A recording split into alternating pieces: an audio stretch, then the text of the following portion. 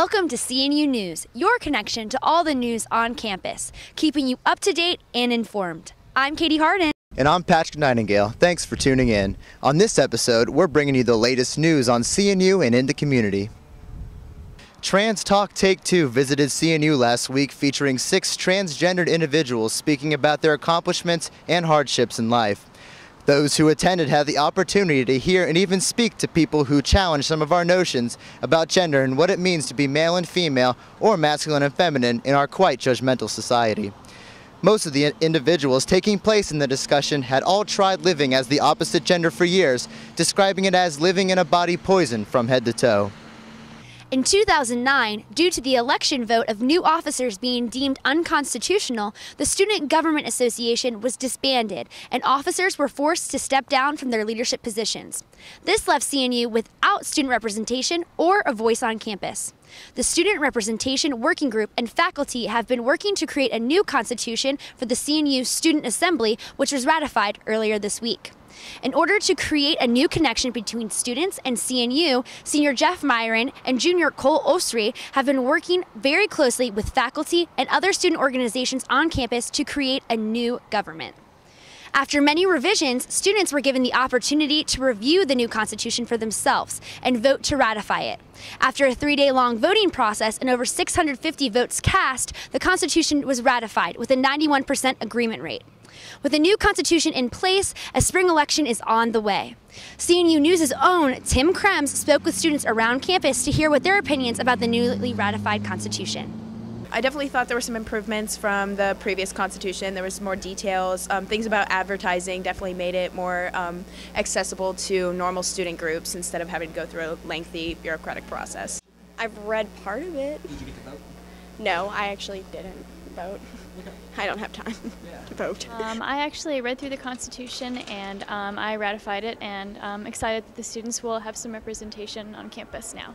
I've heard about the Constitution talked a lot, but I haven't necessarily heard any details about the Constitution and how it affects the individual student. Thanks, Tim. The new Student Assembly looks like a step in the right direction. President Tribble was recently on campus addressing the Presidential Leadership Program on the qualities of a good leader. CNU TV's own Victoria Shirley was there to hear what advice the former senator of the state of Virginia had to give.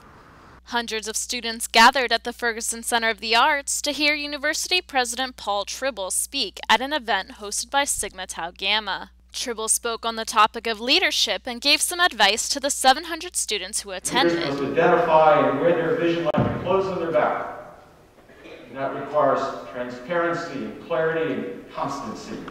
You see, if a leader is really willing to listen, then you can create wonderful, marvelous opportunities where 1 and 1 don't add up to 2, but 1 and 1 can add up to 3 or 4 or 5. That's called synergy, as you know, contribution, service, and great dreams.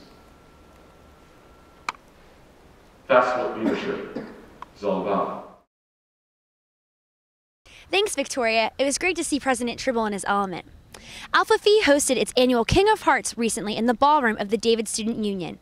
This event featured many different organizations all battling for the opportunity to be the King of Hearts. CNU News' own Lindsay Gilroy was there to soak in the great atmosphere of the event. Hi, this is Lindsay Gilroy reporting from CNU TV. I'm here at Alpha Phi's King of Hearts with Katie Kramer. Hi, Katie. Hi, how are you? Good. Would you mind telling us a little bit about the event tonight? Absolutely. Basically what the event is a pageant-style competition where we get a guy from almost every fraternity on campus, also sports teams, clubs, and basically what they do is they are helping us raise money for our foundation, which is the Alpha Phi Foundation. It's our philanthropy, and basically what that is we are partners with the Go Red campaign. We help women's cardiac care because heart disease is actually the #1 killer in America for women, so that's very passionate for a bunch of sorority girls, you know, who are all women. Basically the competition tonight is kind of the wrap-up of our whole cardiac care week, which has been going on since last Wednesday, and it started off where we had a cup for all the participants out in the DSU, and basically what their organizations would do is they come donate money to each of the cups, and whoever raised the most money would get a certain number of points. But then we also had the competition ongoing at the gym where they'd have people come work out, do cardio, and the amount of time they did would relate to points. And so all the points between the money raising, the cardiac care and gym event, and also tonight's event will all add up to find out who our King of Hearts is. I'm sitting with Kevin Swinson, one of the contestants for tonight. Kevin, what organization are you from? I am from Sigma Phi Epsilon fraternity. Very nice. Now, why are you wearing that shirt? I see it says Alpha Phi King of Hearts, so it's clearly the event shirt. Tell me about it. They're very nice threads. They're $7. We sold them. It went toward our in our jar and stuff, so it was really cool. I really like the design, by the way. Right.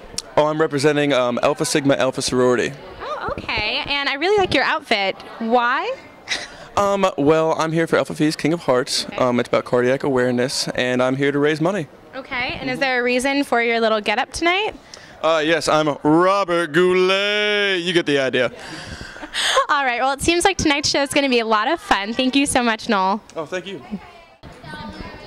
I'm here with contestant Eric Huggins. Hi, Eric. Hi. Hi. What organization do you represent tonight? Phi Mu.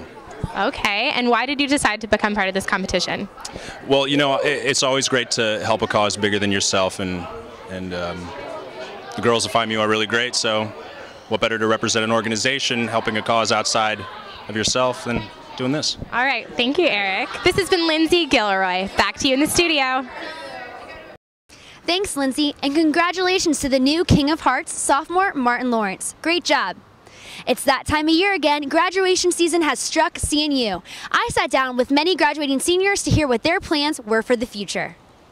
Graduation is quickly approaching for CNU seniors. The date is set for Sunday, May 16th, 3 weeks after final exams end. But the question is, what are students doing now to prepare for the upcoming event? Many seniors are polishing off their resumes and getting ready for the real world. Applying for this new job that I just got emailed by the Dean of Students, Kevin Hughes. My resume's been written and it's constantly being reworked and the cover letters being done. Other students are continuing their education at graduate schools. Senior Ashley Hall was very excited when she got the letter saying that she would carry on her education come this fall. Well, after graduation, I actually got accepted into Southern Illinois University, Carbondale.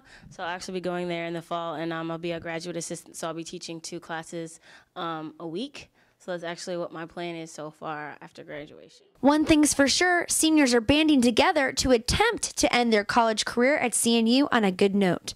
For CNU News, I'm Katie Harden. Back to you all in the studio. Thanks, Katie. We're certainly going to miss you and the rest of our graduating seniors. Well, that's it for this edition of CNU News. I'm Katie Harden. And I'm Patrick Nightingale. Tune in April Fool's Day for more news and events happening on campus. And as always, you can log on to thecaptainslog.org for more information. Thanks for watching.